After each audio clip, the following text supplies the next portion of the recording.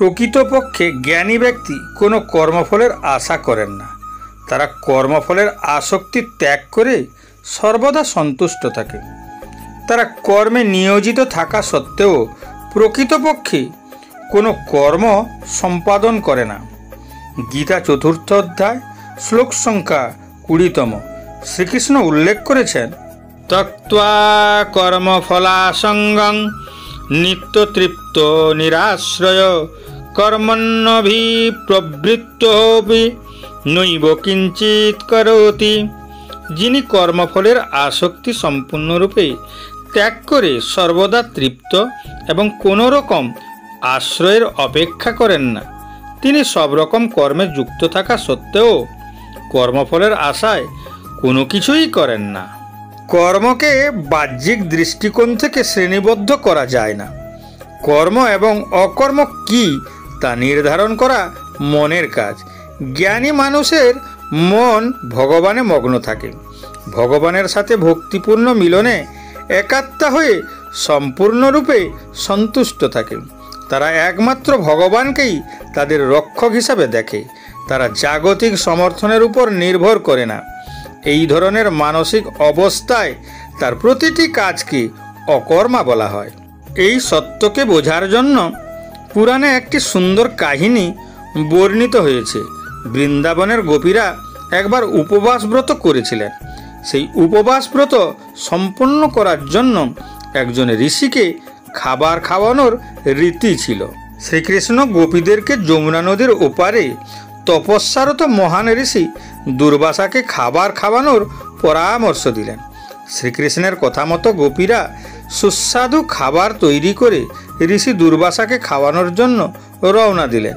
কিন্তু সেদিন নদীর স্রোত এতটাই প্রখর ছিল যে কোনো মাঝি নৌকা নিয়ে নদী পার করতে প্রস্তুত ছিল না।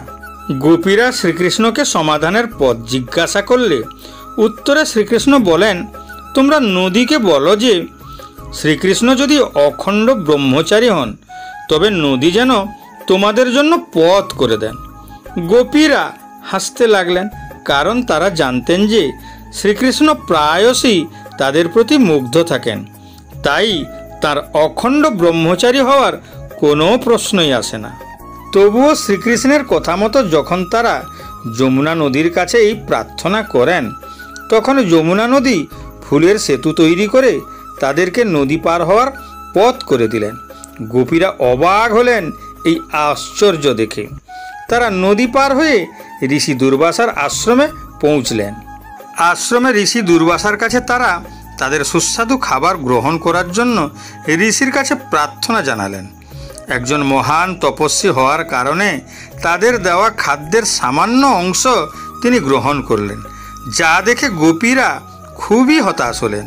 ঋষি দুর্বাসা গোপীদের মনের কথা জানতে পেরে তিনি তাঁর অলৌকিক যোগশক্তি ব্যবহার করে গোপীদের সমস্ত খাবার খেয়ে ফেললেন। গোপীরা তাদের সমস্ত খাবার খেতে দেখে আশ্চর্য হলেন, কিন্তু ঋষি দুর্বাসা তাদের সমস্ত খাবার গ্রহণ করে তাদের সম্মানিত করায় তারা খুবই খুশি হলেন। গোপীরা এখন ঋষি দুর্বাসাকে তাদের নদী পার করে দিতে সাহায্য চাইলেন, যাতে তারা নদী পার হয়ে বৃন্দাবনে পৌঁছতে পারেন। ঋষি দুর্বাসা বললেন, তোমরা যমুনা নদীকে গিয়ে বলো যে ঋষি দুর্বাসা যদি দুর্বাঘাস ছাড়া আর অন্য কিছু না গ্রহণ করে থাকে তবে যমুনা নদী যেন তোমাদের যাওয়ার রাস্তা করে দেন। গোপীরা আশ্চর্য হয়ে মনে মনে হাসতে লাগলেন, কারণ তারা তো দেখেছেন ঋষি দুর্বাসাকে সব কিছু খাবার খেতে। তবুও তারা যমুনা নদীকে এই কথা বলতেই যমুনা নদী তাদের যাওয়ার জন্য পুনরায় একটা পুল তৈরি করে দিলেন। গোপীরা শ্রীকৃষ্ণকে এই ঘটনার রহস্য জিজ্ঞাসা করলে তিনি স্পষ্ট করে বলেন যে বাহ্যিকভাবে ভগবান ও সাধুরা জাগতিক কাজে ব্যস্ত দেখা গেলেও অভ্যন্তরীণভাবে তারা সর্বদাই ইন্দ্রিয় বহির্ভূত অবস্থায় থাকেন। তাই সর্বপ্রকার কর্ম করা সত্ত্বেও তারা সর্বদাই ইন্দ্রিয় বহির্ভূত অবস্থায় থাকে। অতএব সর্বপ্রকার কর্ম করা সত্ত্বেও তারা অকর্মা। যদিও শ্রীকৃষ্ণ বাহ্যিকভাবে প্রেমময় ভঙ্গিতে গোপীদের সাথে সাদৃশ্যপূর্ণ, তবে অভ্যন্তরীণভাবে তিনি ছিলেন একজন অবিচ্ছিন্ন ব্রহ্মচারী।